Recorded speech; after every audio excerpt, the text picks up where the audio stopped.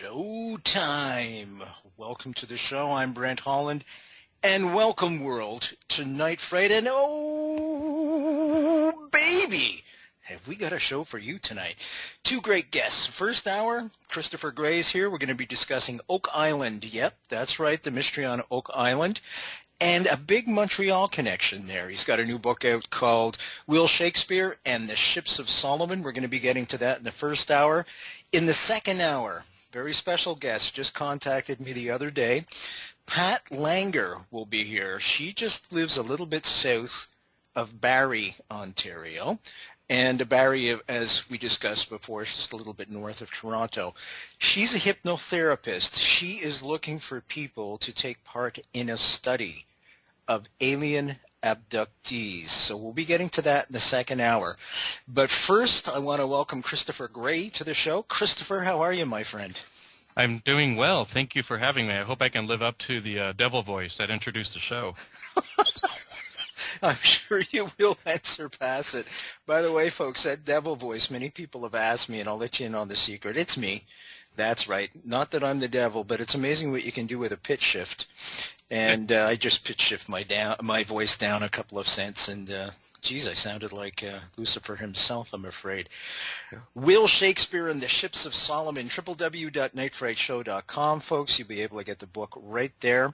Also, I'm going to give you a couple of numbers right away because I know you're going to want to speak to Christopher. We're going to be talking about Oak Island, as I said off the top of the show, Freemasons in Montreal, and my great-great-grandfather was a Freemason in Montreal. Phone number 310-421-4053. The Skype is Freedom Screen 2, and 2 is the number 2, Freedom Screen 2. Call in with your questions for Christopher. Christopher, let's start off right away. Why Montreal? It's cold there, buddy. You're in L.A. Yeah, I can't complain. Sometimes I still do. Well, to tell this story, it had to be Montreal. Montreal has a really rich history with Masons, certainly, and perhaps even Knights Templar. And the key conspiracy theories that I was writing about involved Montreal heavily.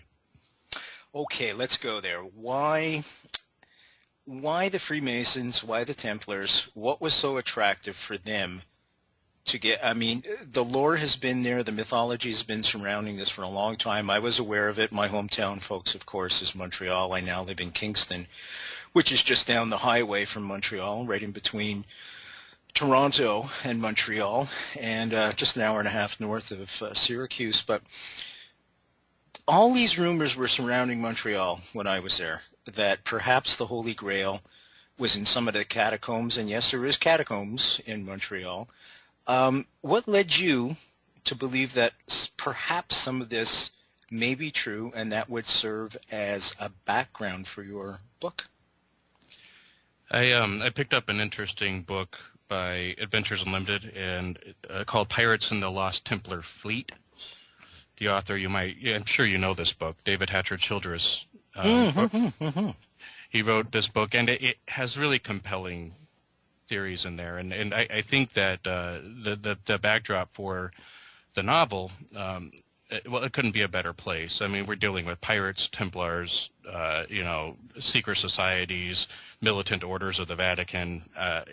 This is the stuff that a novelist dreams of. And it's right there. Okay, let's jump in. We'll start with the Templars, then we'll move to Freemasons, and then we'll go to Oak Island. How does that sound for a sequence for you, my friend? That sounds great. Okay, let's jump in then with the Templars. Can you give a bit of background about the Templars? Most of our listeners will know, but just a synopsis for those that are new to the subject. Certainly. The Knights Templar was an order of knights, one of the original chivalrous orders that came out of the Crusades. Actually, they came as a result of the Crusades. They were above and beyond any of the kingdoms and governments of the time, and actually worked and reported directly to the Pope. There's a long history about who they were and what they did, but where my novel comes in is what happens after they were dispersed. In early 1300s, the King of France at the time, France, by the way, was the center of the universe at that time. King Francis, or Philip the Fair of France, was out of money because his father bankrupted the kingdom, and he was resting on the laurels of his grandfather, who was sainted, St. Louis. And what Philip the Fair did was he realized that if he were to declare the Templars heretics, then he could seize their wealth.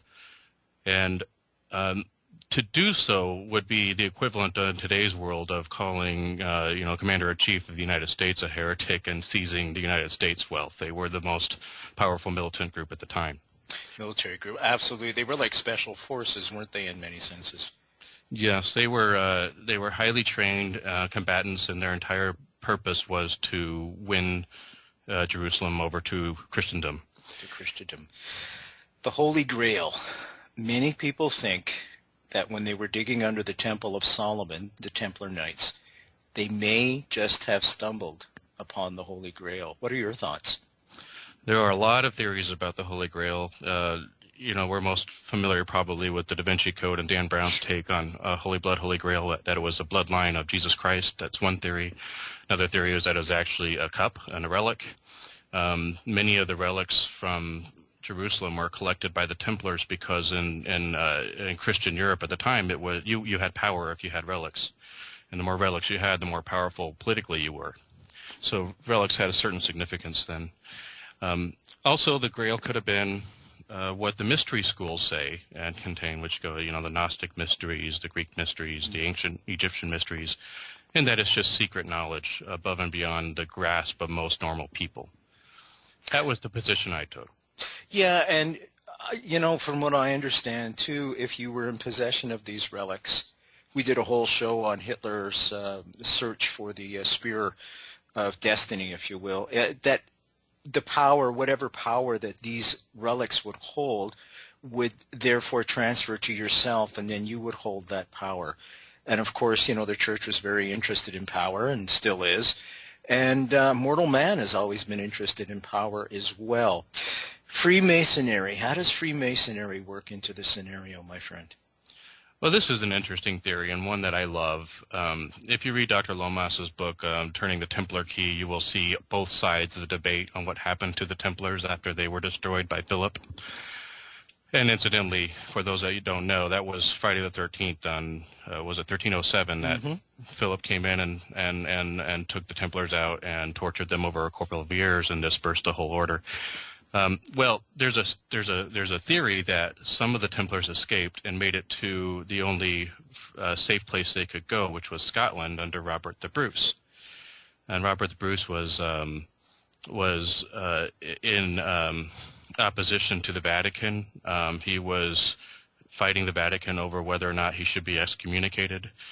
And he was, the leader of Free Scotland at the time. So there's a theory that he took in the Templars and then folded them into the Scottish Rite Masons that were being developed at that moment in time. When that happened, did your research reveal if any of the Templar treasure, if you will, also get shunted to Scotland at that point? There was a theory that the ships that brought the Templars to France originally, before Philip dispersed them, had the Templar treasure on them, including any relics, maybe even the Holy Grail, and that they got wind of the treachery in France and so left with the treasure and ended up in Scotland. So there's a lot of cloak and dagger stuff going on behind the scenes, isn't there? There's a lot of undercurrent there, without question. Folks, we're speaking with Christopher Gray. He's got a terrific new book out. It's a fictional book, but it's based on his research, which is based on history, if you will. The book is called Will Shakespeare, and that's the name of the character that takes you right through this great novel. And Will Shakespeare and the Ships of Solomon. And you can get the book very easily, as with every guest on this show, www.nightfrightshow.com. Just click on that book cover. That'll take you right to a place where you can order it from the comfort of your own home. And as I look outside the studio window tonight, yeah, it's snowing again. Isn't that just wonderful? So I'm hoping things are better in L.A. I actually asked Christopher for a deal today. I offered him 10 inches of snow for 10 degrees of heat. And he wouldn't go for it, by the way, folks. And I think there's a lot of good logic behind the fact that he wouldn't go for it. www.nightfrightshow. Don't forget Com. Don't forget, folks, in the second hour, Pat Langanger is going to be here. She's looking for people to take part in a hypnotist study group of alien abductees, and we'll get to that later on. If you want to ask any questions about our subject matter tonight, as always, Skype, folks, Freedom Screen 2, and that's the number 2. Telephone 310-421-4053, and I'll get you online right away with Christopher if you have any questions about the Freemasons, Templars, the Holy Grail, and Montreal. I can field some questions about Montreal myself. I can tell you where the best bagel shops are, best smoked meat as well. Let's go back to this now. I had mentioned Will Shakespeare. What made you choose a historical figure for the main person in your book? In early drafts, he had a different name, and I don't know exactly what led to the decision, but it certainly helped in the climax of the book. Sure did. Yeah. But the book is, it's really, it's alleging that the Templars lived on after Philip the Fair as a secret militant order of the Freemasons, the higher order of the Masonic Knights Templar. And that they were on, and the book takes place in 1947. That year conveniently has one of the worst hurricanes in a century descending upon the Bahamas. And so I used that as a plot device to add urgency to the story. The character is Will Shakespeare because in my book, the Knights Templar in the modern world choose historic Templars and Masons as their namesakes. And what's interesting, because you work Oak Island into this, one of the rumors that floats around Oak Island, folks, is, of course, that down at the bottom of that money pit, as it's been called, may be original documents by the real William Shakespeare. So, you know, there's all these wonderful twists and turns throughout this book. It's like a roller coaster ride. You will not be bored.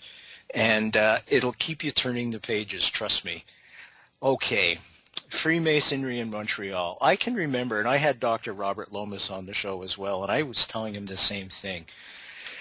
When my great-great-grandfather, and I was just a young'un, I don't even think I was born at this point, but the turn of the last century, he fought in the Boer War, he fought in World War I, he fought in World War II, and my great-aunt, great-great-grandmother actually used to start wars just to get away from home because he had 7 kids at home. All I have to say is, in the early 1900s, he was a Freemason, and he was part of the lodge in Montreal. Now, basically what they did, though, folks, there was no skullduggery going on here. What they would do is they would raise funds and feed people. There was no social assistance in those days, and there was a lot of people out of work, of course, a lot of people hungry. So this is what he primarily did. They would go around and do fundraising things. He would put on skits, kind of vaudeville type thing, and charge for people to come and see the show and raise money that way. Let's talk about Freemasonry from your perspective then, Christopher. I'm not a Mason. I've had some experience with Masons, and certainly have interviewed a lot. I have some experience with other orders like the Rosicrucians. And my non-fictional opinion of Masonry is that it is what they say they are, that they are a fraternal organization that typically attract influential people. I think that there are tenets that they follow that have a long heritage going back into the mystery schools, and that's probably what spooks people. But those same tenets exist in Kabbalah and in Tantra and in all kinds of other religious and secular organizations. I think that if you strip away the mystery, you just find a fraternal organization. A bunch of guys coming together to do good, mostly. And, right. Okay, how do you work Freemasonry into your book? And then we're going to get to Oak Island. The theory that the Scottish Rite took in the Templars is what drives most of the narrative of the plot. The idea was that the Templars went into hiding, brought in their rites and rituals, the Masons absorbed them, and the higher orders carried it on. In my book, I capitalized upon a theory that one of the major incentives for the Scottish Rite to get the Templars there was to protect the Holy Grail. It's a spoiler in my book. I'm not going to reveal exactly what the Holy Grail is. Absolutely, yeah. Yeah, I don't want you to. Yeah. That's a unique theory of mine, anyway. So, but there was a Scottish noble who actually was descendant from the Vikings, from a Norman. I forget the name. I want to say William, but the Scottish noble was Henry St. Clair, and there's a theory that he had taken the Templar fleet through the Viking routes up north and landed in Nova Scotia and settled there with a fortification, and that's where he buried the Holy Grails, far away from the Vatican.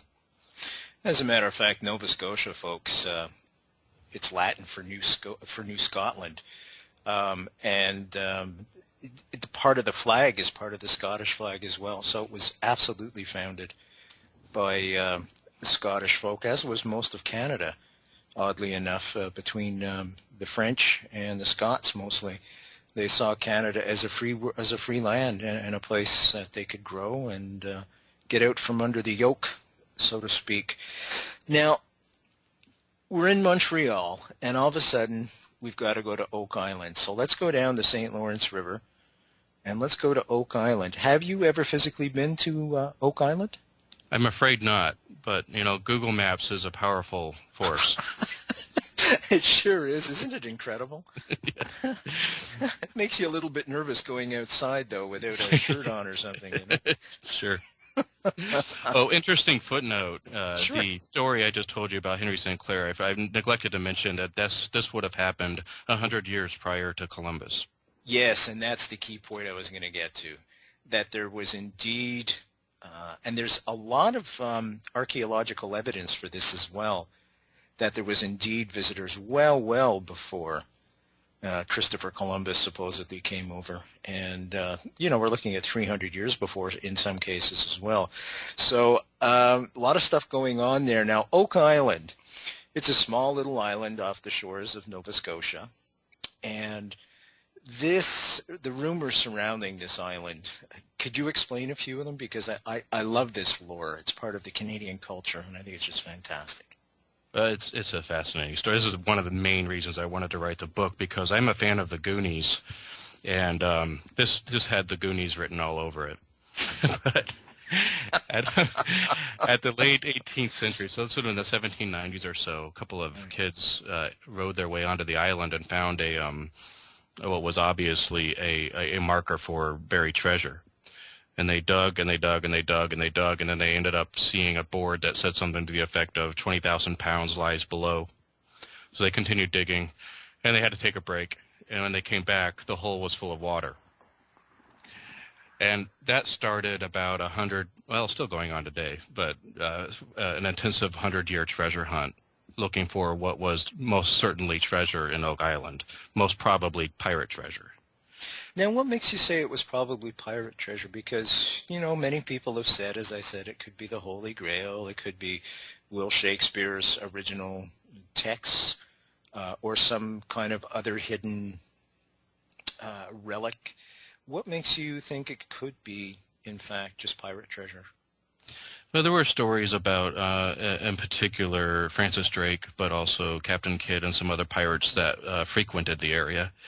And if I'm not mistaken, there's a embedded pirate culture in the area, where there's a hidden assumption that it must have been pirates no matter what it is. Well, I can tell you they've moved now. They now all live in Ottawa, except we call them politicians. They're the real pirates in this country, let me tell you at this point. Man, the taxes. Okay, so that was kind of like a refuge, I guess, for a lot of pirates in the area. Is that the idea? Right. The theory that I ran with was that it had been protected under a fortress by the Templars since St. Clair dropped the Holy Grail there. And then later on, as it became much more developed with the French and the Scots and everybody else that was moving in, the Templars relocated it sometime probably around Francis Drake's time. And that relocation would have been to the Bahamas, because that's where the Caribbean pirates were settled. So, yeah, my theory takes it that Francis Drake and his illegitimate son Francis Bacon moved the Holy Grail to the Bahamas from Oak Island. From Oak Island, okay. Now, in your research on Oak Island, is there any anomalies that you came up with? Yeah, I thought long and hard about this, and I had to come up with, if you read the book, you'll find the solution I came up with. But, they dug this hole, and they dug and dug and dug, and then they every time they piped out the water, more water would come in. And so later on, another group of expedition, or treasure hunters rather, I should say, dug, and I found another shaft. And the same thing happened in that shaft. Then they found a drainage shaft, and they tried pumping out the drainage shaft, and the water would still keep coming in. And so they couldn't figure out how the tunnels were flooding. And then one guy, and I don't have the notes in front of me, so I don't remember who it was, but they tested it. And they put some dye in the water, and they realized that the water was coming in from the ocean from all over. Huh. And so then they did some more looking, and they found that the beach was artificial. Really? And that it actually was a sponge, and it brought the water into the caverns in Oak Island. Wow. And about that time, that's when really most of people gave up, and that, you know what, if there is something there, it's clearly buried by now. It may even be drowned. Yeah, it's long gone. There was all kinds of rumors as well. They found a chest down there, or what could be considered a chest, pieces of wood. Did you hear about that as well? Yeah, they sent in a submarine camera, I think. And I had read that they also found a disembodied hand, but then that was discounted. And, so it's hard to tell when you research Oak Island what's lore and what's mythology and what's real. It depends. Yeah, I guess that's what we're going to speculate on tonight, folks. I'd like you to call in and ask some questions. What are your questions about Oak Island, the Freemasonry, as well as the Templar Knights and the Holy Grail? Skype, Freedom Screen 2, or you can give us a call at 310-421-4053. I'm going to do that again and slow down. 310-421-4053. And once again, that's Freedom Screen 2 if you want to Skype us. And I'll put you right through to our guest tonight, Christopher Gray. His book is called Will Shakespeare and the Ships of Solomon. And it is a great little novel, folks. It's going to take you on a wonderful, wonderful ride. www.nightfrightshow.com. Just click on tonight's guest book cover, and that will take you right to a place where you can order the book from the comfort of your own home. And if you're on Oak Island, this would be a great book for you to read as well. Folks, in the second hour, Pat Langanger is going to be joining us. She is starting a study, and the study is on alien abductees. So we're going to get to that in the second hour. So if you know of anybody that has been abducted, and this is a real phenomena people suffer from, this is real trauma. And it's something that's very dear to my heart, because whenever I hear kids suffering, and most of the times stuff like this starts off when people are children. And to think that your kids might be in jeopardy and there's nothing you can do about it, well, the only way to understand something in the world is to study it. And I think this is commendable on Pat's part. She wants to start a study group. She's a hypnotherapist, and we're going to talk some more about that in the second hour. I'd like to go back to Oak Island, if it's okay, because this is a place that fascinates me, all this lore with the Templars. Now, when you were doing your studies, did you find any evidence at all that the Templars may have indeed gone to Oak Island? We know they went to Nova Scotia. We're pretty sure of that. And by the way, folks, Christopher had mentioned Saint Clair. In French, of course, Saint is pronounced as Saint, S-A-I-N. And so that's where Saint Clair comes from. It's just the French version of Saint Clair. Did you find any evidence of Templars actually landing on Oak Island? Not directly. In the area, they did find a fortification that was pre-Columbian, And the theory goes that that was where the Sinclair fleet landed and made a home for a few years. And I'm trying to find the location of that. It's nearby, and I don't have it at my fingertips. That's okay. That's okay. Maybe you know. I'm wondering if it was maybe Peggy's Cove, but I could be wrong on that as well. So, oh, somebody's calling us, I think. Great. Give me a second. Okay, here we go. This is Bill. I'm going to add him to the call. Just let me do this because there's no tech here, and God love me because I'm from the old school. There we go. This is Bill from Nevada. Bill, are you there? Can you hear us? Still trying to get him. So Christopher's in L.A., and this is Bill from Nevada. You have some questions for Christopher, Bill? Yeah, hi, Christopher. Hi, Pleasure to meet you. Hey, I wanted to ask you, there is a show that's ongoing on the History Channel right now with regards to Oak Island. Have you seen it? I had no idea, but now I have to look it up. It's a documentary show. It's they've gone 6 series deep, 7 series deep into it, and 7 episodes. 7 episodes, and I only know of it because of my neighbor across the way was talking about it, and I just went on Wikipedia with regards to this when the show started, and it says that it is the subject of the reality television program The Curse of Oak Island, which premiered on the History Channel January 5th, 2014. Well, that sounds fascinating. You know, I would love to see that. It's interesting that so much money has been wasted looking for treasure on this island and all of the other stories. I didn't go into the ghost sightings, and, you know, FDR spent a lot of time and money there. Did he really? I yeah. didn't know that. Can you tell us that? Yeah, he came in, let's see, that would have been Late 30s? Yeah, I think it was about then. And he put in several $100,000 of his own money. Huh. Trying to uncover the secret. So the legacy just goes on, and I would love to see that because I'm sure there are details in that documentary that I had no idea about. Any idea if FDR was a Mason? I would have to assume so, but I don't know. That would be an assumption. Okay, no problem at all. Bill? Yeah, no, I was just, as I said, I saw that and I thought, if you had, since you're an expert on this, if you had seen the show and what you thought of it, but since you haven't seen it, you have no opinion. Let me ask you this. Well, first off, I want to give you kudos for your Goonies, reference, because it's in my top 10 of all favorite shows. I've watched it 50 times. It drives my wife nuts.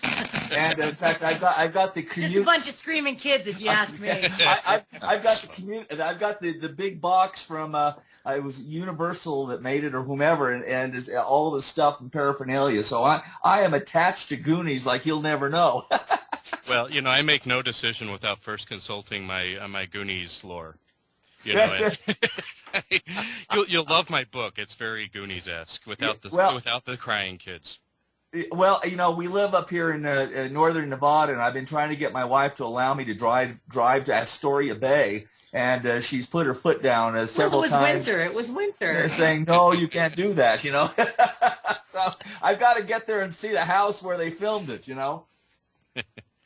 That's funny. Let me ask you this. Now, you would think that National Geographic or the Discovery Channel might want to do a documentary on this. Now, the History Channel is doing it, so maybe they preempted.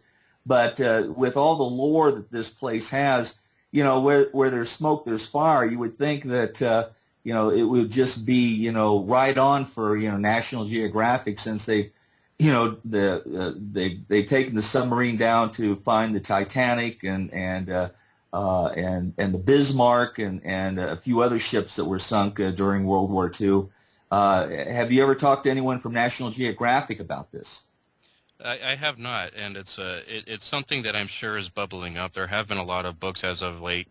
There seems to be an interest in it. I think tying it to Templars and to Masonry is probably the missing link. I mean, I know that Francine Bernier She wrote a book about Templars in Montreal. I think mentioned Oak Island, and there are several authors that have been exploring this.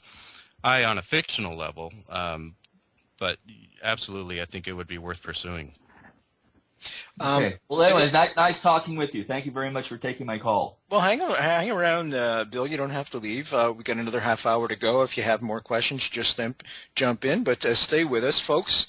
If you're just joining us, fascinating subject tonight. We're talking about lore. We're talking about lore of Canada, in specific Oak Island and the mystery there, the money pit. Yeah, that famous old money pit that everybody keeps trying to explore and find out what's at the bottom. We're also looking at Freemasonry.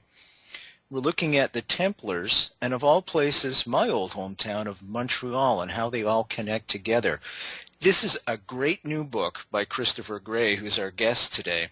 It's called Will Shakespeare and the Ships of Solomon, www.nightfrightshow.com. Of course, folks, just click on that book cover. Get the book.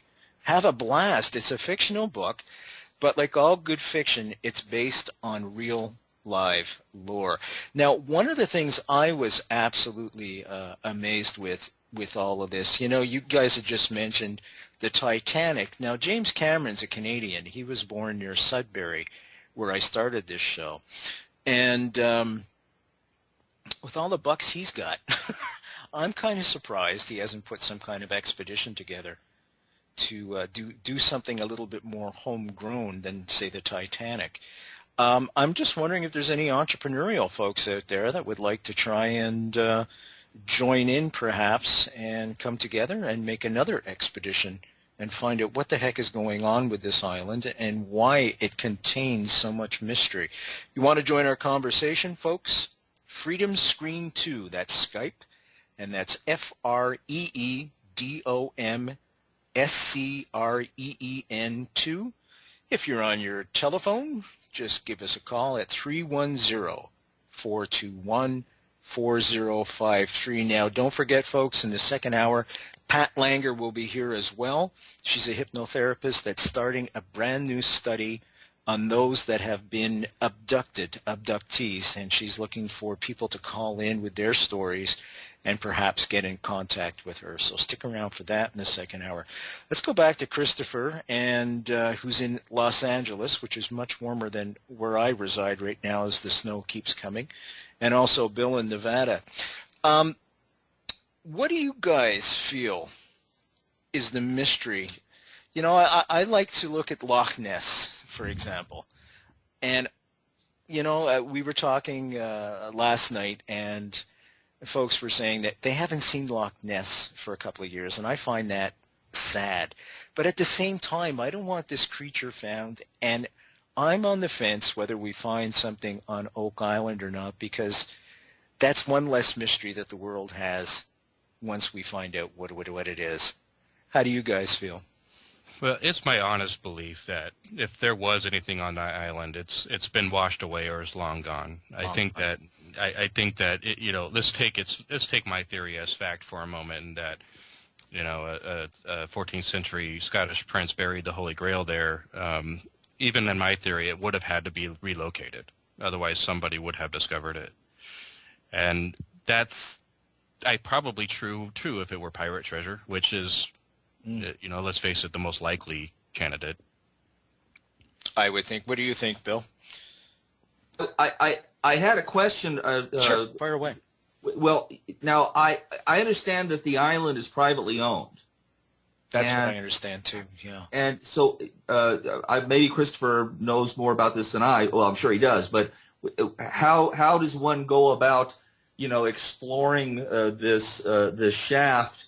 Walking onto privately owned property? Is there do the people that own this, maybe you know who they are, or the corporations that own this, do they freely allow historians to come onto the island to excavate? It's my understanding it's privately owned by a company, and that you would have to get a permit of some sort. What you'll find there, though, is a bunch of dirt and rubble. It's not a shaft anymore. That pit, so to speak, is long gone. There are many other shafts. It looks more like a quarry. And it's been, from my understanding, really torn up. Now, I understand in some reading that I did that in 1851 there were some treasure hunters on this island, and they discovered some fibers beneath the surface of the beach there, and the material was sent to the Smithsonian Institute, and it came back that the fiber was coconut fiber. And so there was a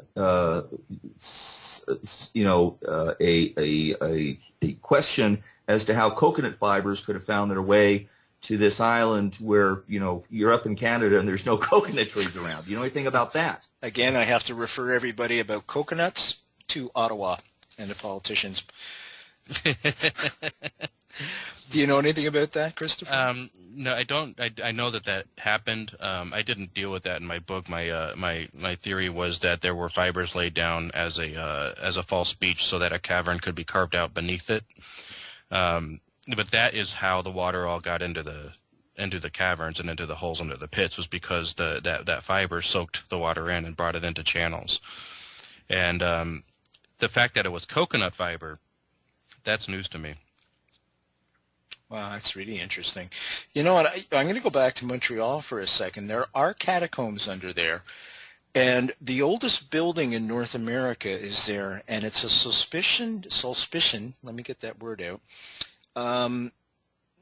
place where priests live, and it's right adjacent to a very famous church in Canada called Notre Dame.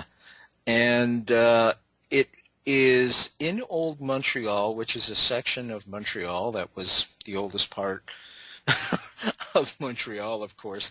But there's tunnels under there connecting this residency, if you will, with the church. And the reason for the tunnels was because at the time, the Iroquois were masters of the land. So whenever there was an attack, of course, they would flee either to the church or from the church to a more secure area inside the residency. And they'd keep stores of food down there and things. But these tunnels run all over the place in Old Montreal. So there is more than a good chance that there could be some hidden treasure there. We don't know. They have done some excavations and really haven't come up with anything solid. It was more archaeological digs, things along those ideas.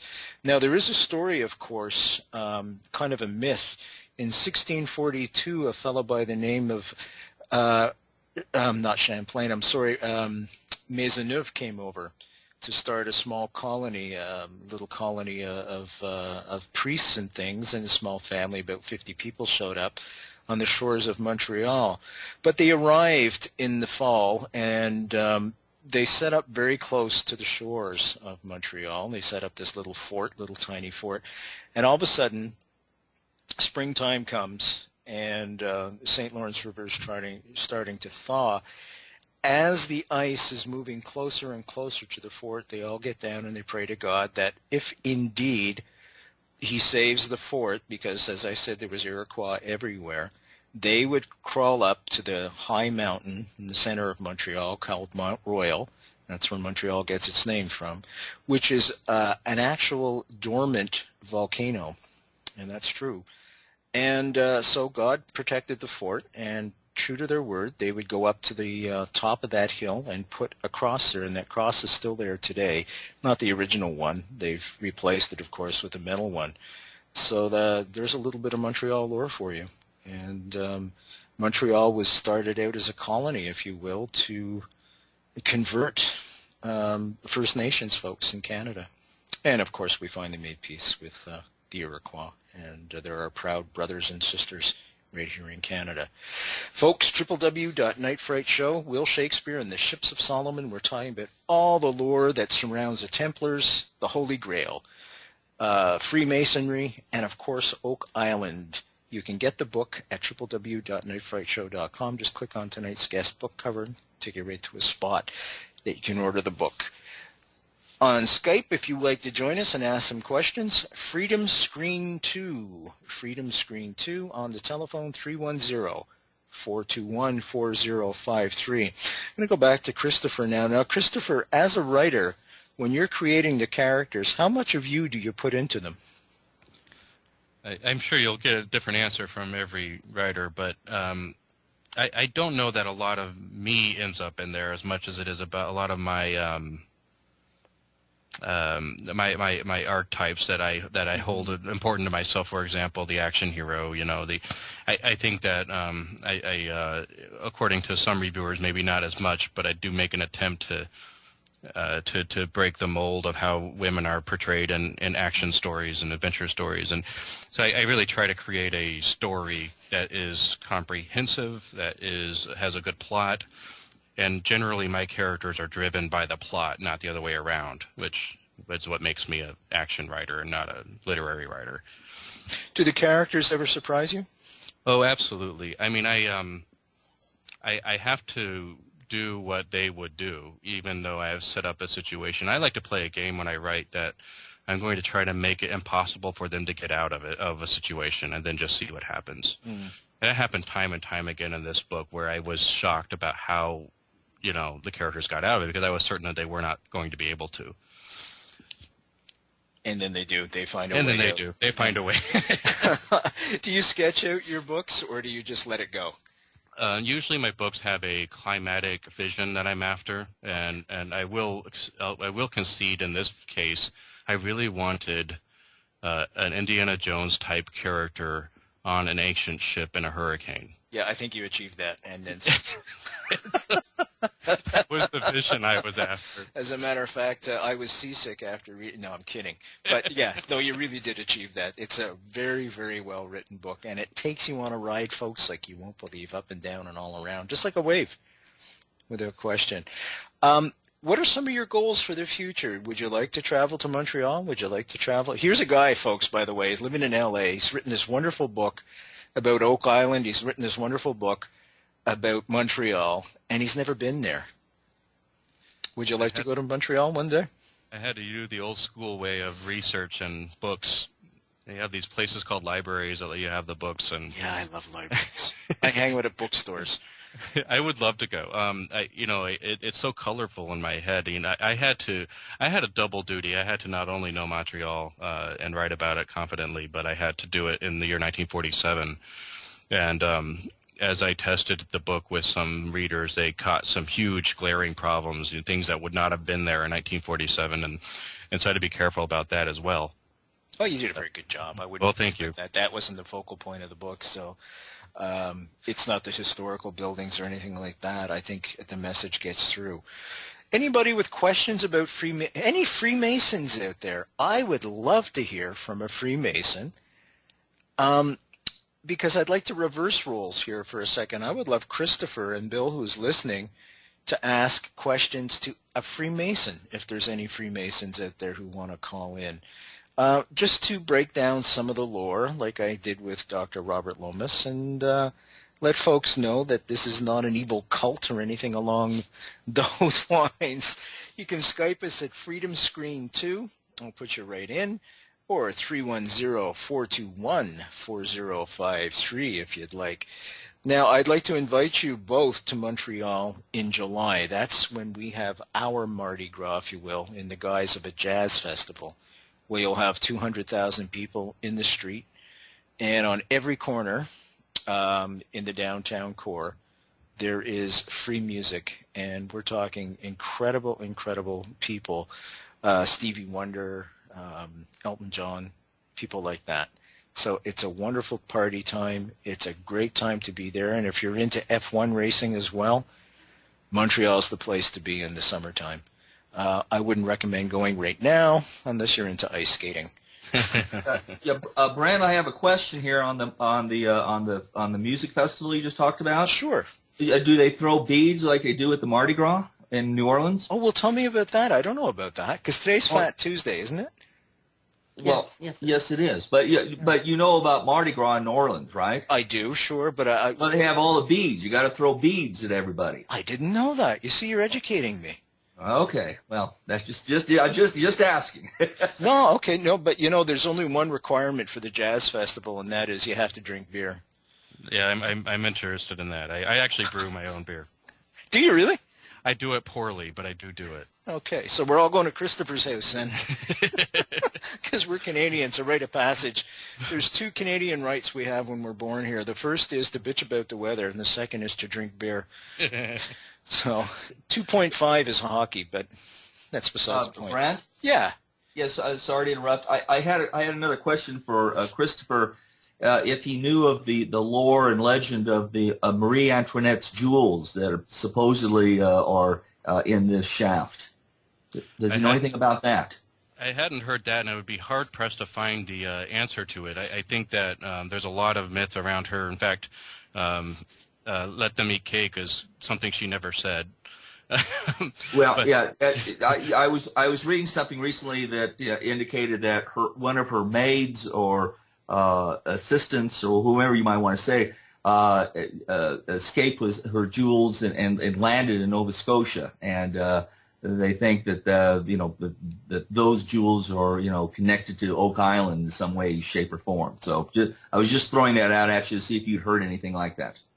No, I hadn't. It would have had to happen pretty quickly. I think, given the time frame, I'd be interested in looking at that. I would like to add, Brent, too. Sure, please. We're talking about Masonry. One of the things that I was looking to accomplish here was to help demystify some of the way the Masons are approached and Templars are approached in mainstream. When I first got into this in the 90s, I had my work cut out for me in learning about Masonry and Templars and secret societies, because really the information is all very one-sided. And one of my focuses was to make an action story where the typical villains are the good guys, and so you can see a little bit of how they think and operate. And I think that's important to show. These aren't devil worshipping, world controlling villains. And in fact, you would have to you'd be hard pressed to find a Mason that was not Christian. You have to believe in a certain higher power, and I know that some must not be, but the point is, I'm hoping that with this writing and others, that I could explore these conspiracy theories and bring a little bit of sanity to the conversation. I think that makes a lot of sense, and I talked about that with Dr. Robert Lomas, and I should say, folks, too, that Dan Brown's Da Vinci Code, the main character, Robert, I forget his last name. Langdon. Thank you. Was basically kind of loosely based, I should say, on Dr. Robert Lomas. And I'm going to have him back on again because he was a fascinating guy. Very, very intelligent, and he looks at things differently. He looks at things upside down and all around, as I say, and he brings a very, very unique perspective to it all. Would you have any hesitant to become a Freemason, Christopher? I thought about it, and I've certainly I've had the pleasure of working with Dr. Lomas. He actually took the book and helped me with it, and I've enjoyed his books, and I think that I have a hurdle with Freemasonry in that I'm agnostic. I cannot accept that I know who or what God is, so I'm not really in a position to say that there is a creator. And that's one of the first things you have to do as a Mason. So until I change my, the way I look at the world, which is not likely, I'll probably have to be a backseat Mason. But there are a lot of Masonic type organizations that I study, including Rosicrucianism, the Hermetic Order of London. Yeah, these groups are all rooted in Masonry. Let's talk about the Rosicrucians. Yeah, they're it depends on which brand you're talking about. The biggest one, Amorc, it's been around for a long time. I have an interesting history with them. My grandmother, who passed away a couple of years ago, she was in part raised on the San Jose campus that they have, and they're really a Christian Masonic order. They take a more mystical approach. In other words, they rely upon a mystical experience in connection with divinity rather than a science or a ritual to divinity. And your grandmother, was she a devout Christian in any sense? I'm thinking of the difference between Judaism and the Kabbalah, for example. It takes you to a different level. Is this the same type of thing with the Rosicrucians? Did it take you to a more esoteric level? Yeah, it's definitely more esoteric. she ended up with the Science of the Mind Church in Los Angeles, which I truthfully don't know a whole lot about, but I have some of the texts, and they're all very rooted in Rosicrucianism. I tend to the Kabbalah system and the Hermetic Order of Golden Dawn and that kind of teaching actually appeals to me more. I understand it more. It's a little more my speed, but she was definitely on the Rosicrucian side, and they have a lot of the same outlooks.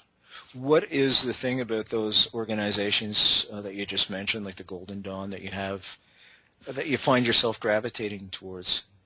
I like that without any religion, I mean dogmatic religion of the traditional sort, you're able to explore things that you can't use science or philosophy to explain.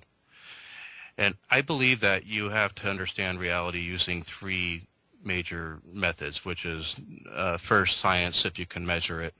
If you can't measure it but you can reason it, then that would be philosophy. But if you can't do either one of those things, you have to have something else. And most people use religion for that. Religion is prohibited for me because there are too many there's too many arbitrary rules that are built in politics and society that don't apply, I don't believe. But there are core tenets in religion that many of these more mystery-based organizations pull out and then make a system out of. And so you can follow these systems, Masonic or otherwise, Kabbalah, Tantra, without being religious, and still have the same outcome. And still have the same outcome. But in the Kabbalah case, of course, there's a deity. There's a female deity. Actually, it's more of an attribution. And there are 6 other attributions, if I'm not mistaken. Oh God, I got to go remember my Kabbalah.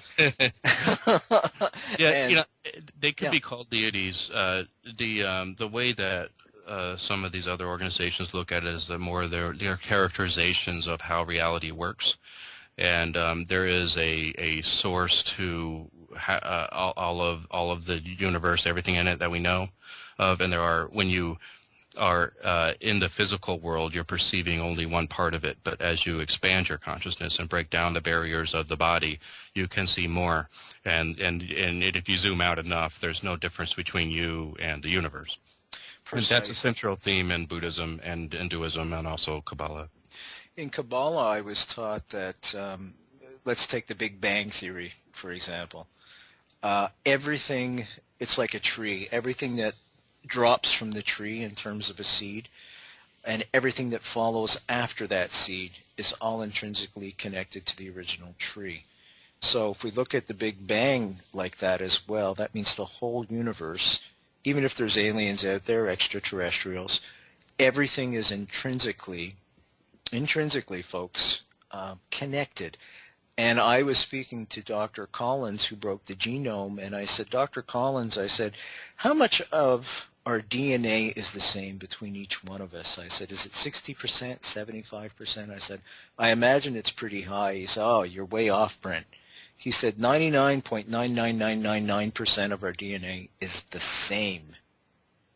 So when we start shooting each other's butts off, folks, there's no justification for it whatsoever. Our guest tonight is Christopher Gray.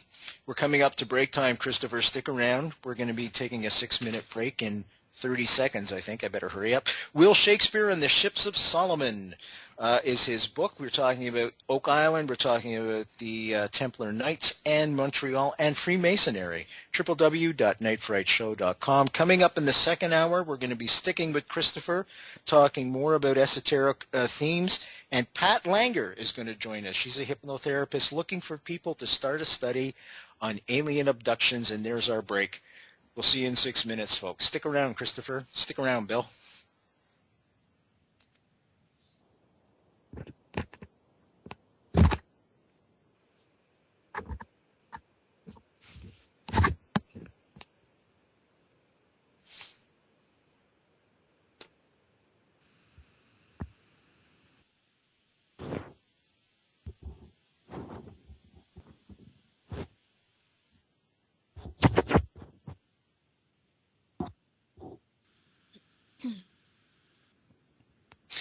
Sounds like we got a good crowd tonight there, and everybody's cheering. Folks, welcome back. Welcome back to Night Fright. I'm your host, Brent Holland.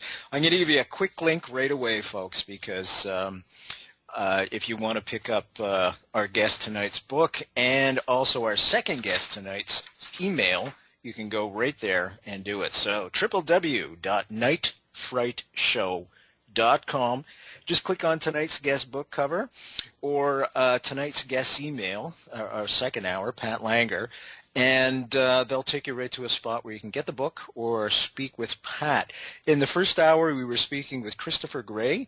Will Shakespeare and the Ships of Solomon is the name of the book, and we were discussing the Freemasons, of course, the Templars, the Holy Grail, and Oak Island, which is a great Canadian mystery. In the Canadian context, we're not going to go too far from the north of Toronto and a little bit further than where I am in Kingston, Ontario, with our second guest tonight, Pat Langanger, who's in Ingesville, which is just a little bit north of Toronto and a little bit south of Barrie. Pat, how are you tonight? I'm great, Brent. How are you? Very well, thank you. Thanks for joining us tonight. Now, you had contacted me several days ago, and you are a hypnotherapist, and you're looking to start a study to help people that are suffering from the trauma of being abducted. Can you explain a little bit more about that? Sure. I work a lot with people who have been abducted or who have seen a UFO, and it's caused them quite a bit of trauma. And I guess over the past few years, there's something new showing up, something that I haven't noticed reported.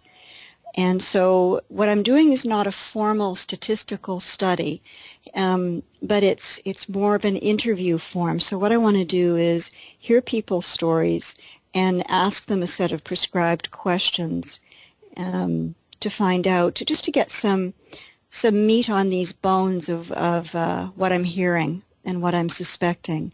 I've been working with abductees for about 3 years now, and it's pretty fascinating work, and these folks are pretty alone in the experience. It's not something people generally talk about. It's highly stigmatized, and many of the people are normal, everyday folks. Many of them are well educated, and this is the last thing they ever expected would happen to them, and they go through their whole lives having told no one. Was I right when I mentioned in the first hour that most of the trauma starts off when they're young children? People rarely remember. Some do. I mean, people do have. There are two kinds of memories with the abduction experience. One is the retained memory, and the other is the memory that's recalled through hypnosis. There's also another thing that will sometimes happen in adulthood called a sudden flashback. A retained memory is when a person has some fragment or a whole memory or little snippets from an event that don't stream together in a storyline, but are like little pieces pulled out from a storyline. I see. And others have, so it's a memory of an adult experience that happened recently. For example, most people will come to me for something else. They may be coming for anxiety, or they have a particular phobia. So and I was going to say, I'm thinking that those are just symptoms of a deeper problem. Right. They are masking that something else is going on. And it's usually a couple of months into our work together that they'll say to me something like, "So, do you believe in UFOs?" And so I say, "Yes, I do." And they say, "Well, have you ever known of anybody who's, like, what do you think of this abduction thing?" And then I give them a positive response, and then they tell me their story. And they often will only remember one adult experience or an experience from adolescence. And so I talk to them about it. I have them write it down. And then I ask them if they're interested in exploring it a little bit with hypnosis. And that's when they will start to connect. And then I encourage them to talk to family members, to their parents, or to anybody else. I also at that point take them through a series of questions looking for a profile. For example, missing time. If a person can tell me that when they were, 6, 7 years old or 10 years old, they would leave a classroom to go to the washroom and feel like they were gone forever and would come back, or somebody would come looking for them. Oh. There would be an hour or more missing. So they're just grabbing the kids just like that? Yeah. Oh, you see, that drives me crazy. Absolutely crazy to think that you can't protect your own kids. Folks, we're speaking with Pat Langanger. She's a hypnotherapist in Innisfil. Have I pronounced that correctly? No, it's actually Innisfil. Innisfil. I knew that. I was testing you. You passed. Good. I failed. Darn Montrealers, eh? Yeah. I tell you. Anyways, I'm sorry about that. Innisfil is just a little bit north of Toronto. She's starting a study. This is where we're going to go in this hour, of people who have been abducted. Now, there are commonalities there, folks. If you are one of those people and you want to speak with Pat tonight and you want to ask questions, perhaps have some of them answered or be part of this study, please do call in Freedom Screen 2, and that's the number 2. That's the Skype address. I'll put you right in with Pat. Telephone is 310-421-4053. And Christopher Gray is joining us. He's still here from the first hour. And Bill from Nevada is here as well. Pat, it distresses me a lot whenever I hear that kids are being abused or kids are being taken. Mm-hmm. Could any of this be a coping mechanism for sexual abuse? That was actually one of the theories that came out of the 80s. There was the yes, I do know the that. whole thing with repressed memory and stuff, and people. Carl Jung actually had people tell him these stories. He was quite interested in UFOs, but he decided that what it was a function of the psyche. As Freud, I don't know if Freud was interested or not, but most therapists will look at it as a mask for sexual abuse. And I think that actually this is how a lot of people got turned from the fact of what was happening to them in the 80s toward a different story, a story that fit more comfortably into the therapist's worldview. Yeah, I understand that. I had Christine Corda on the show who went through a real Roman Catholic exorcism. Oh. And she was 3 years old when the abuse started with her. Not only sexual abuse, but ritual abuse as well. Oh, my gosh. It's just horrible. She was buried alive, chained to a corpse, and then resurrected, so to speak. Wow. And this is by her parents and this group that they were involved with. And, of course, she was told that none of it ever really happened. It was all a fabrication of her mind. So these things actually existed, and she went through that whole 80s thing as well. What point do you sense, because I imagine you're pretty intuitive to know that there's something else going on when you're talking to a client. At what point do you sense that, yeah, there's something else here and it may be abductee related? Are there certain signals you look for? That's a good question. I mean, the same signals that you would look for abduction are similar to things that you would look for an extreme trauma, because people manifest post-traumatic stress symptoms. So they would have, a lot of people won't sit with their back to the door. They have a high level of anxiety. They have some sort of phobia. And then there are those who manifest absolutely nothing. But that when they show up on my doorstep, it's because there's something going on that they need some support with. So I start by working with the post-traumatic stress and giving them some coping mechanisms. I mean, you've got to get someone down off the ceiling before you can really begin to deal with the trauma, the original issue. Bill from Nevada has a question for you, if you don't mind, Pat. Sure. Hi, Bill. Hi, how you doing? I'm well, thank you. Good. I had a question with regards to the people who contact you.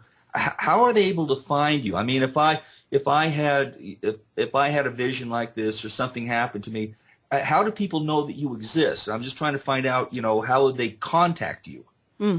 Well, I don't think that I've not published anything, so my name's not out there. I do radio shows occasionally. It's by word of mouth. A lot of psychotherapists refer patients to me because they don't know what to do with this. And, there are a number of therapists here in Ontario who will send folks on. And it's just an odd sort of synchronicity that, people just gravitate. When I first began this work, I had no intention of doing it. I hadn't really thought much about it. And suddenly, in 1 week, out of the blue, about 3.5 years ago, 3 people showed up presenting with completely different issues, and then asked me after a month or so in what I thought about UFOs, and each had a distinct and separate story. Now, I'm interested. There's been a number of books that have been written on this. The first one, I think the number one event was the couple that were in Maine or east, the Betty and I forget their name. Betty and Barney Hill. Thank you very much. Yes. Mm-hmm. And so I know there's been studies done on this in the past. Is there something with regards to your studies that will be different, or is it just a continuation of what's been published in the past? No, I'm looking at something that's not been examined before, and I'm not going to say what it is because I don't want to contaminate the study by putting it in people's minds to go looking for it. Okay. When I interview people, and I've qualified them for the work for the study, then I'll tell them what it exactly is, so that because I'm not doing a statistical, take a questionnaire and fill it out and this will give me data, I'm doing an interview because I want to hear their stories around the thing I'm looking at quite specifically. Hi, Patricia. I'm Bill's wife. I'm Angela Black. I have a show here. How are you? Hi. I'm great. Thanks, Angela. Good. Nice to have you on the air with our good friend Brent Holland and also Christopher Gray here today. And thank you so much for your first hour, Christopher. My question to you is, are you going to be able to, obviously you're in Ontario, so yes. I have 2 contactee friends, abductee, contactee friends, and I'm sure at least one of them would be interested in participating in your study. He would have to call you by phone, I guess, because obviously he lives actually in California. Is that a possibility for your study? Sure. I prefer to work with people on Skype, just because it gives me the visual. Yeah. Okay. I can see if he does Skype. He's mostly in like no man's land, really. He's basically out in the boonies, so he doesn't. I don't know if he has Skype capabilities, but I'll find out. I'll find out. If he doesn't, then the phone's perfectly fine. Okay, yeah, he's a definite interesting one for you. And then my other friend David Dunger has a show here on Revolution Radio. He's written a book, and he may be able to Skype with you at some point. I'll have to talk to him, and he's in Australia, so I don't think that he is actually logged on because of the time difference at the moment. So, but yeah, so I wanted to let you know that I may have a couple people that I could send your way. That'd be great. And I'll put that contact information on the www.nightfrightshow website for sure. Folks, if you're just joining us, we're speaking with Pat Langanger tonight, Patricia Langanger. She's a hypnotherapist. She's been speaking with alien abductees, and this is a subject that's close to my heart. I don't like to see people suffer ever. And this is a real trauma phenomena, and we as a society, as people, have to get to the bottom of it. The only way to do that is to study it. Find out what is going on. Look for commonalities. www.nightfrightshow.com. Patricia's looking for people who are interested in becoming part of a greater study. And if you are so afflicted or know people that are afflicted, like Angela does, she knows 2 people, please do call in. You could reach us at Freedom Screen 2 or 310-421-4053. Freedom Screen 2, by the way, folks, is Skype. And I'll put you right through with Patricia, and you can ask her any questions, and she could probably answer them as well. Have you personally had any experiences at all in your own life, Patricia? I've never been abducted, but I've had 2 sightings. Wow.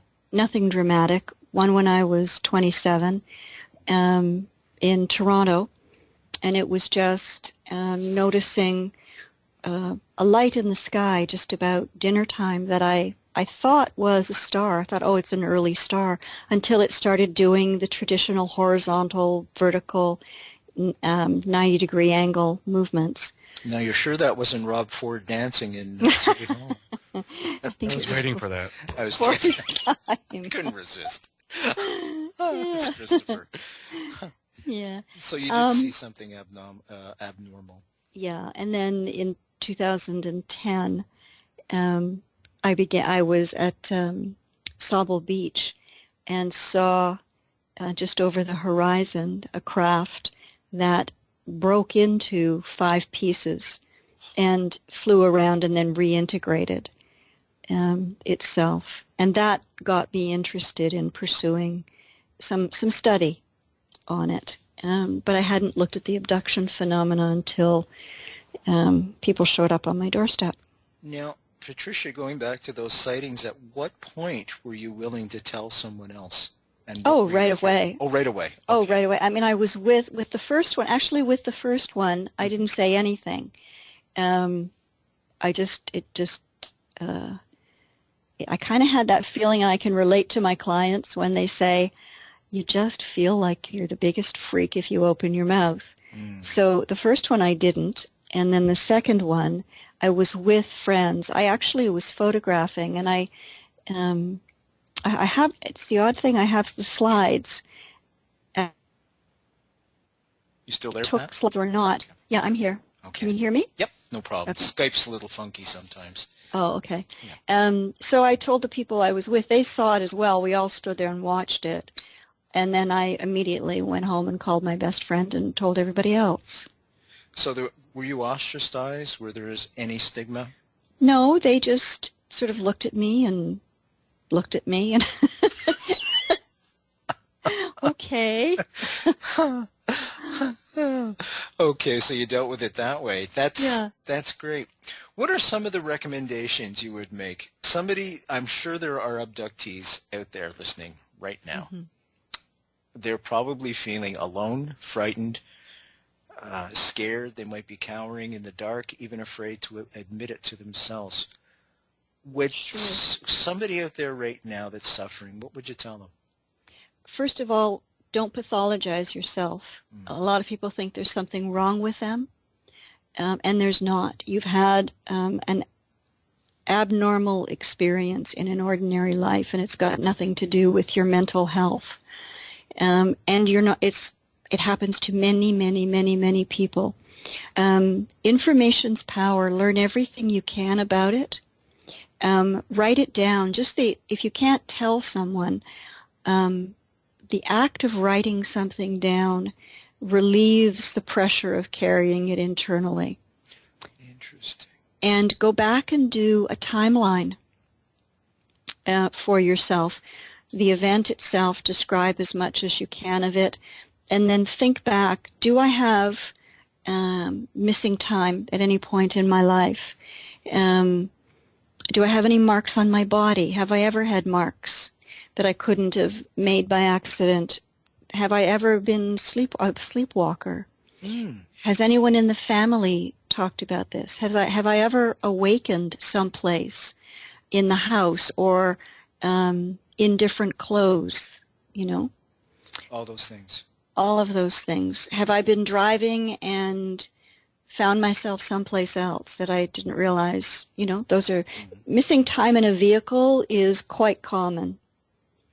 Wow, that's frightening to think that, you can just be driving along and all of a sudden, zoop. Now, are there other commonalities that you hear from people that have suffered from this trauma as well? For example, if they remember actually seeing an alien being, and would there be a description that would be common amongst the folks you've talked to?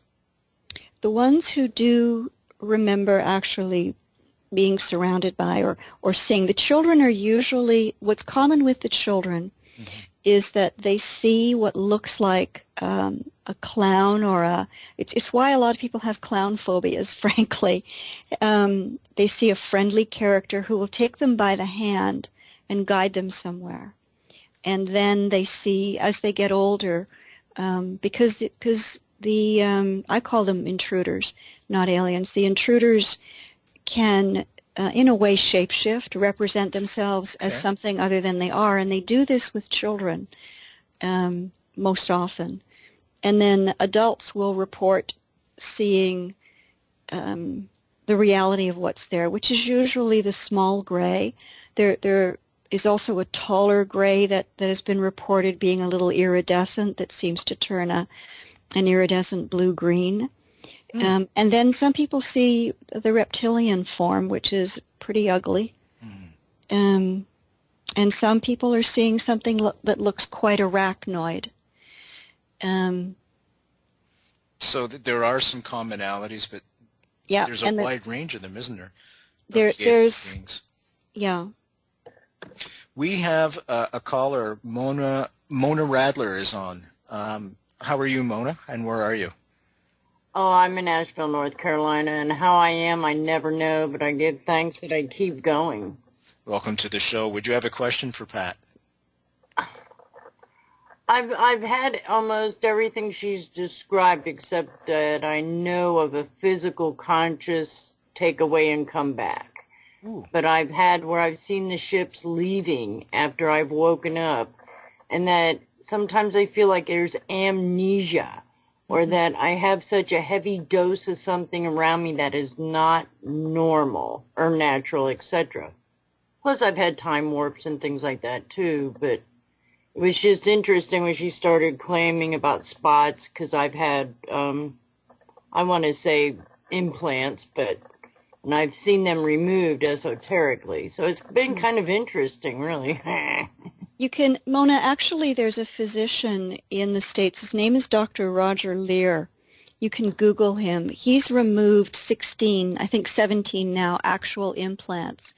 And they've examined them at lab. Now, I've watched footage of him removing them. They actually, they move under the skin. They try to get away. And they will, when you take them out, they're covered in a material that protects them from the body's defense mechanism. They're made of carbon and many layers of nanotubes, multi-layered nanotubes, and they give off an electromagnetic frequency. Actually, it's a radio frequency that's higher than anything that we have here. They can't. The only thing that cuts them is a laser. They won't cut with anything else. So if you suspect you have an implant, it would be worth contacting Dr. Lear. Okay, how would you spell the last name, hon? L-I-E-R, Roger Lear. Okay.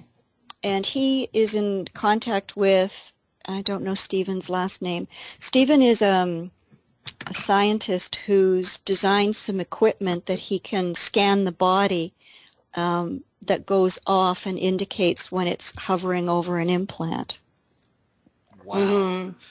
Mona, do you think... I've met people at the same exact place and everything, which is kind of interesting to correspond with, that there's other people with the same incident. Mona, would you like to be part of Patricia's study group? I don't mind involving it, no. Yes, I don't mind. Okay. I'll get you her contact information and vice versa. Kind of fun. You guys can connect offline. I'm interested, Mona, when did this start for you? Were you a child as well? I've had many occurrences since childhood, but I also understand the realms of perspectives and dimensions, so a lot of it is in and out. But recently it's been the ones where I've seen the ships leave. They're teardrop shaped and they move real fast. Wow. Mona, one of the things that's typical of an abduction experience, if you've been having it since childhood, is that it's multi-generational. So that you may be in a family line, it may be that your parents were abductees. Has anyone in your family ever talked about it? They shun anything that is of not third dimensional realm normacy. So no, they wouldn't talk about it. But my daughter has been known to sleepwalk. Yeah. Okay. Has she ever, there are other things you can also pay attention to, things like nosebleeds. I get them, yeah. You get those, okay. Would But that like be it's cause still for an implant? It's usually the result of a probe. Oh, I see. I see. Now, Mona, I want to ask you, have you ever asked why they come for you specifically and not, say, me or someone else? Do you feel victimized? heck no. Do you I see just it as a want to blessing? know. Pardon? Do you see it as a blessing? Heck no. Okay, okay. It's not, believe me, it's not a blessing. Well, really, basically, I can correlate and mellow with situations, but I don't like the after effects of feeling like I was Mickey'd. Yeah. And I would like to know or understand who I am conversing with, which I know I am, but it's not in the realm. I'm not allowed to see it or know. Does that make sense? Yeah, exactly. Mona, I was going to ask you, do you have lingering memories or perhaps lingering feelings after you've been visited and taken? Miserable. Just literally not me. And most people who would know me, I'm not really a miserable person. But it wrings me out where there's no reason why I should have been wrung out. Does that make sense? It sure does. Yeah. Absolutely. Often, Brent, memory is taken from the person. They don't want the person to have the memory, especially if there's a thing they call folks who get abducted often. It's called a frequent flyer. So often frequent flyers don't retain much memory. They come back feeling like they've been hit by a Mack train. And headaches, definitely, that are like lousy to try to eliminate. Yeah. It is. It's not fun. Yeah. Now, Mona, how has this affected your well-being? Are you able to work? Are you able to go to school? I imagine they just come for you whenever they want. It's mostly sleeping because I know that I can go to sleep and not take the day personal. I don't take life seriously to a certain degree. Okay. So I'm not harboring anything, but since I know that there is so many other dimensional perspectives, I just want clear communication, and I'm not getting it. So I don't know what the deal was or whatever else is going on, and I'm strong enough to handle it. It's just that it's not occurring. It feels like they're condescending towards you and just disrespectful? It's like a bully. Okay. That's a good way to put it. There is no interest in relationship. Some people get deluded into thinking that they're having special teaching, special communication, but there's no one they choose because they want that person. It's completely random. They have an agenda that has nothing to do with the individual or humanity. That is so if they do start offering communication, it's because you've got Stockholm Syndrome. So it's really good that you're not getting connection. It keeps you Yay. you don't want that. Bill from Nevada has a question. Yeah, Bill. Yes, hi. A moment ago, you were stating that this abductions came from generation to generation to generation, and now you're talking about being random. How can it be random versus going into a family and going after their siblings after siblings? Well, random in the sense that they're not saying, well, look, there's a very creative person, let's get that person. It's a crime of opportunity, but because a big piece of what they're doing has to do with the human DNA, they track generationally. So if they randomly take a family from their vehicle, they will track that generation because now they have a DNA pool that they're tracking. But it's not selective is what I meant by that.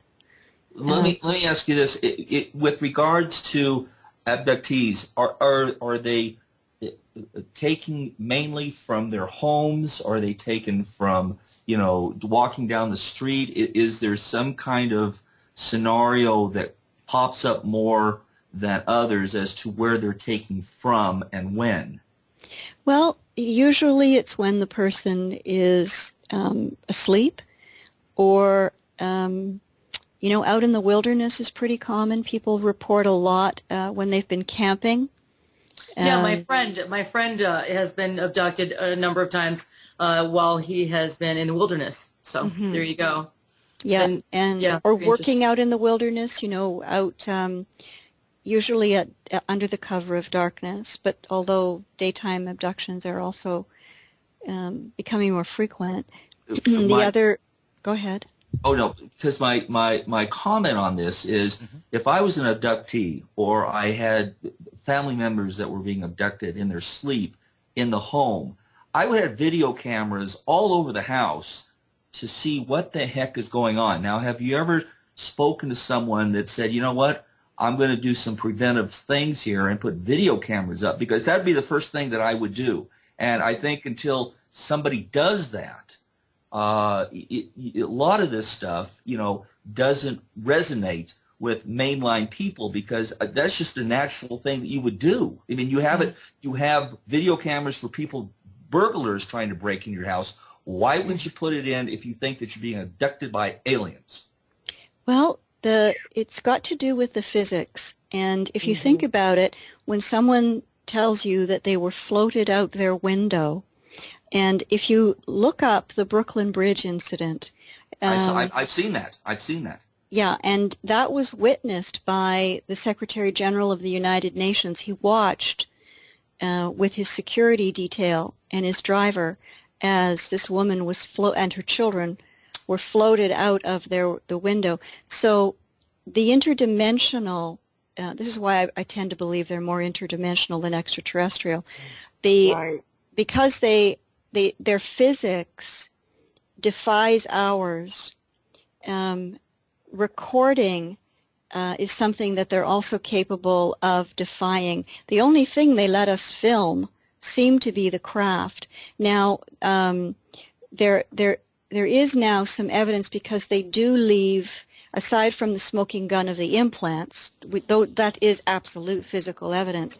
The other physical evidence is they use ultraviolet lights. So if you know someone who's had a report or reports to you that they were taken from their bedroom, get a UV light and examine the walls, because people have found handprints, alien handprints that show up on the walls because they leave a signature. Would it be left on the body then? Last question. Go ahead, it can be Mona. picked up. The scientist I was telling you about, Mona, actually uses scanners that will show up. The body will become a certain color, iridescent like over the right? Yeah, over the areas where they've been touched. So yeah, it's possible to scan the body.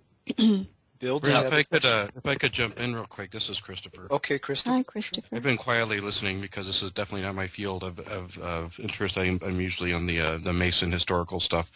But I heard it from Mona. I also heard it from you, Patricia, that I think there's an assumption that the aliens in questions, or UFOs in general, are physical creatures. And from what I gather in my studies on the esoteric side, is that for all of the things that we don't know about the universe that we live in physically, you can take that to the infinity power for things that we don't know about in reality beyond the physical universe. And I believe personally that there's a lot going on beyond our immediate understanding, physical, philosophical, that we may attribute to a catch-all experience. But what I'm hearing from you, Patricia, Mona, what you've experienced in personally or either through people that have come and you've interviewed with, is that this is probably much more esoteric. Am I right about that? Well, I don't think so. And the reason that I don't think so is because people are suffering. It may be that it's happening from another dimension that we don't have consciousness of, but what we do have consciousness of is that people are being violated against their will. They're being traumatized psychologically. They're being damaged physically. There have actually been deaths reported. Big hunks of tissue gouged out of their skin. So when these physical manifestations occur, I tend not to wax philosophical about it because it's people's lives, it's their bodies, it's their emotional well-being, and that's my level of interest. That where they're from, whether it's extra-dimensional or extraterrestrial rather, or interdimensional, is of less interest to me than the person who's being traumatized. I've seen enough physical evidence to know that it's real and true. I mean, I don't mean to sound flippant. I wasn't trying to say that the effects the downstream effects weren't physical, or that they were not having a physical, psychological, and otherwise outcome with the victims. What I'm suggesting is that if it's coming from an esoteric place, in other words, a field of perception that we can't see, understand, or rationalize, it would seem to me that one course would be to try to identify that in order to help. If people have done that, Whitley Strieber's done that work, and it's not stopped the experience. Mm-hmm. Yeah, and that's what's frightening for me, is there doesn't seem to be any defense against this. And, you know, as parents, right, I mean, if we can't protect our kids, that'll drive you insane, without question. Absolutely make you crazy. Now, is there survivor's guilt that goes along with this? Mona had mentioned before that it's random, and you had mentioned before that it's random. You know, I live in Kingston, and Kingston is a CFB, a Canadian Forces base. For everybody south of the border listening, think of Annapolis, think of West Point. This is where we train all our guys. So I've talked to many people who were over in Afghanistan and came home buddyless.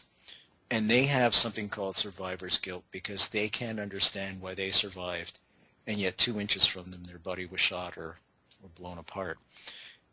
Is there something to the effect of that as well? Not really, because there is no dead person. You know, there's just them. They actually feel, when siblings are abducted together, or a husband and wife are abducted together, and they both have retained memories. With the siblings, the older sibling will often feel upset with themselves that they couldn't do anything to protect the younger sibling. The same with spouses. They'll feel angry at themselves, powerless, that, you know, so they'll feel guilt that they couldn't do anything to help. And particularly because paralysis is typical of an abduction, that one person will be paralyzed in bed watching their mate be lifted up through the ceiling. Oh my God. Or wake up. Sleep paralysis is often a part of this as well. So not so much the guilt about surviving, but the frustration and the guilt about not being able to do anything for the person that's their junior or their partner.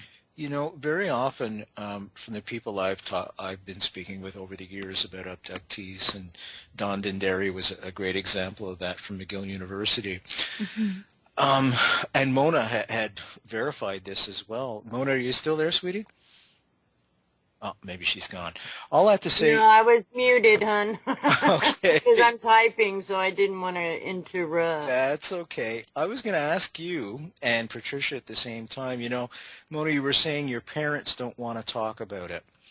Do you think that's because they're so traumatized themselves that they can't protect you?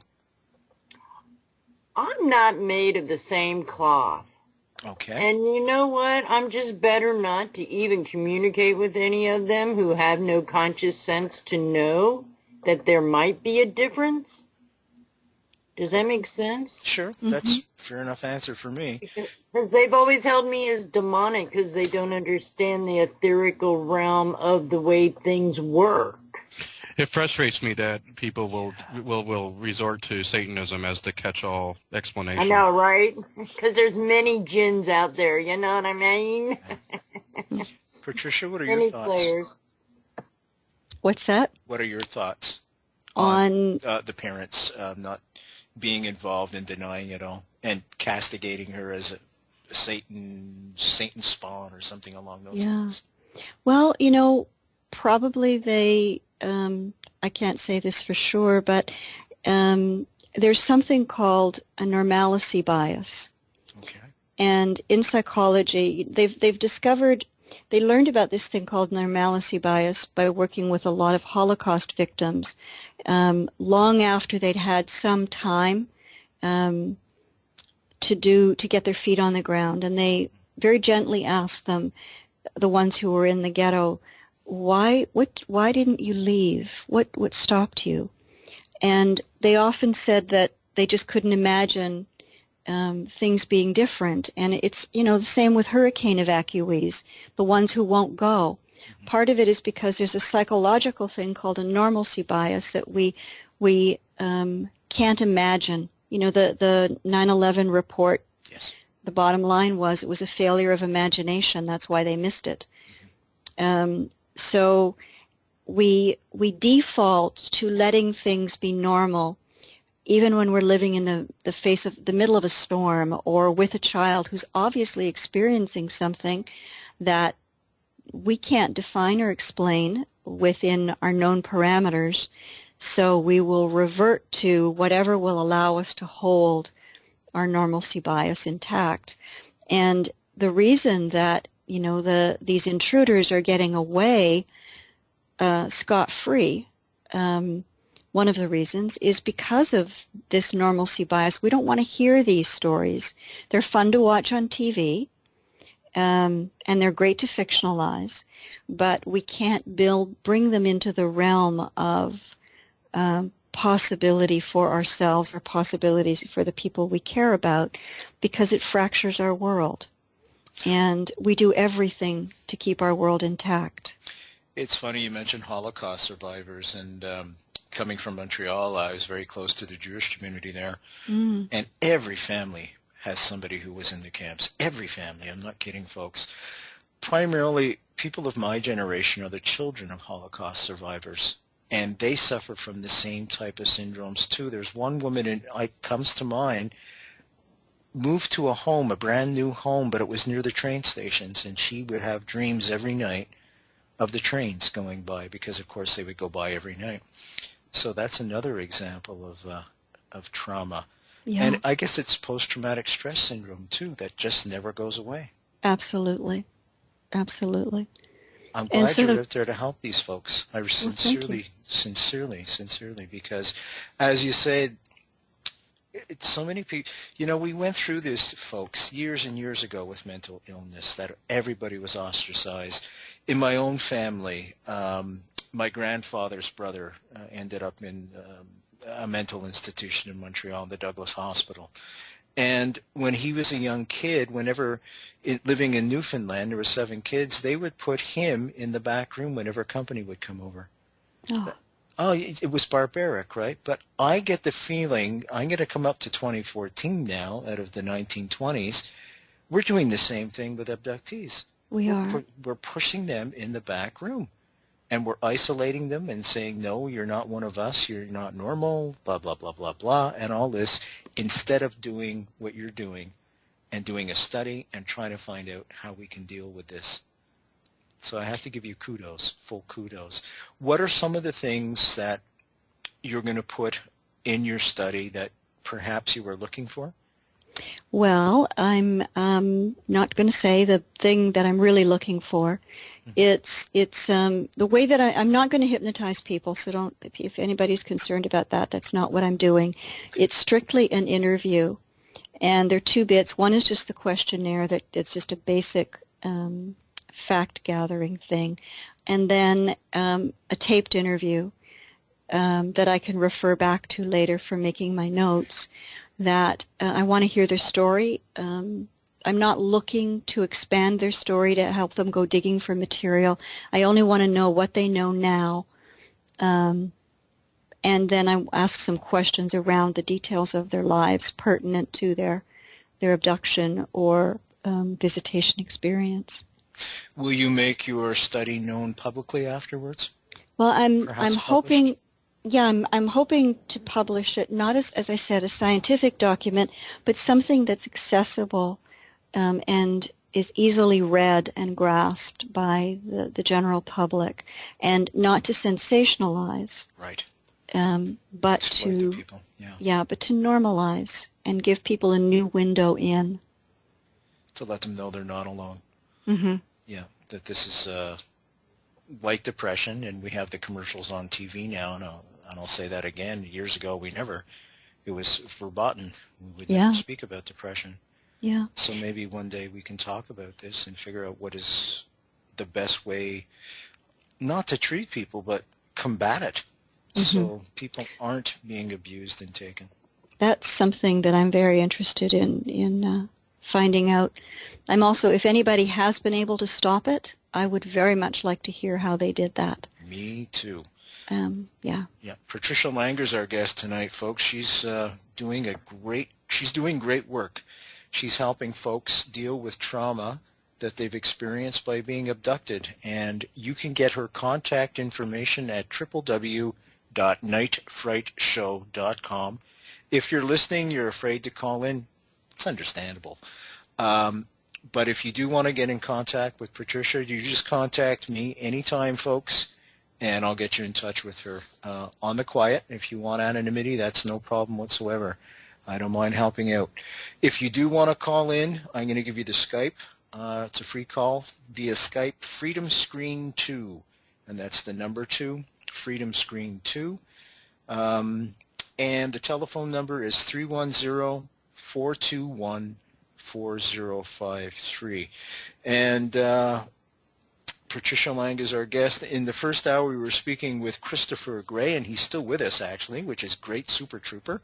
Although, he's probably sitting at the back having a pina colada in the nice warm sun, while Patricia and I are freezing our tuchas off. His book is called Will Shakespeare and the Ships of Solomon. It deals very, very well, fictionally, with the Templar Knights, with the Holy Grail, and Oak Island, which is a great Canadian story as well, the treasure at Oak Island. Again, www.nightfrightshow.com. Click on the book cover. It's called Will Shakespeare and the Ships of Solomon. Order the book. You're going to have a great ride with that. It's a lot of fun. We're going to be wrapping up in the next 5 minutes or so. As soon as I hear the music, I always panic. Are there any final thoughts you would like to get across to folks that are listening right now, Patricia? Just that I would very much love to hear from anybody, that their confidentiality, of course, will be protected. And I'd be very grateful for their assistance in this little study that I'm doing. I think it's important. I think your study is most important. I was going to ask you, I had C.C. Don Dundary, who had done the study from McGill. Were you able to get in touch with him or vice versa? I haven't heard from him. I actually had tried to reach him to try to find his contact info because I'd heard him speak and ordered his book before it came out. Okay. And there's a good research paper in that. Actually, that's actually an excellent book if anybody's interested. What's it called? Yeah, I'm trying to think of the name of it too. I had Don on the show in the summertime, folks, and his show is at the www.nightfrightshow.com website as well. Just look on the right-hand side, you'll see UFOs, it's under that category, and I can't think of the darn name of it. UFOs, alien abductions, and off the top of my head. Yeah. Anyways, it's a terrific book, and he was a terrific guest, and yeah, I'd like to see the two of you hook up together. Yeah, I would very much like to talk to Don. It'd be great. He's a terrific guy. Brent? Yes, please. I had one light question for Patricia. Did she ever see the movie The Fourth Kind? And what did you think of it?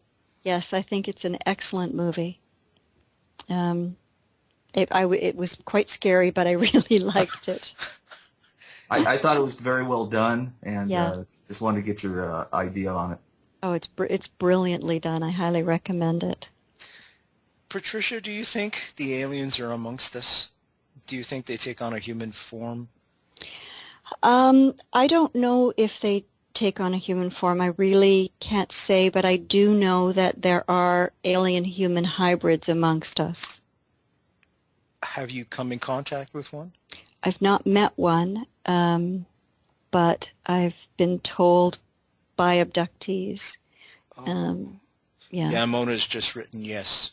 She believes there is too. Oh, absolutely, yeah. Man, I thought all those guys were in the Senate in Ottawa. I got to make light because this is scaring the hell out of me right now. There was another show that did the same thing too. We have the maximum security penitentiary in Canada here, where we house all our Canadian Hall of Fame, and they're the serial killers, and it's right here down the street in Kingston. And when I first moved to Kingston, the only thing between me and a serial killer was a couple of armed guards, I guess, and a 2-foot thick brick wall. So there's a lot of reality there, and we're dealing with that reality tonight. Yeah. There's a lot of safety there, Brent, actually, because then they're going to try to get as far away from your area as possible when they escape. As possible. Uh-oh, there's that music again. I want to thank my guests tonight, Patricia Langanger and also Christopher Gray. It was a wonderful, wonderful show. Great talk. Thanks for sticking through with us, folks. www.nightfrightshow.com. Just click on tonight's guests information, and that'll take you right to a place where you can get their stuff. Thank you all for joining us. Thank you, Mona. Thank you, Angela. And also thank you, Bill. See you next week. Oh, next week is David Lifton, JFK. Take care, everybody. Bye-bye now.